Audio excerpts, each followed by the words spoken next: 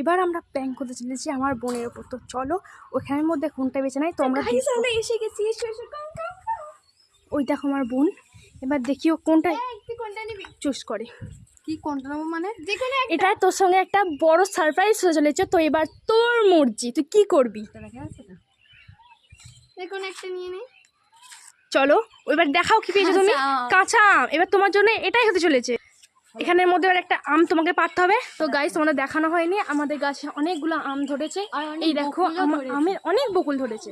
তো দেখি কেমন। এখান থেকে একটা আম খেয়ে চলো না, ওটা খেয়ে দেখাও।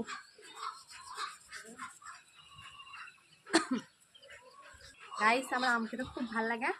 তো দেখো ওর ভাগ্যে আমটাই পড়েছে। তো গাইস ওর সঙ্গে কিন্তু ঠাকুর সহায় আছে, দেখুন।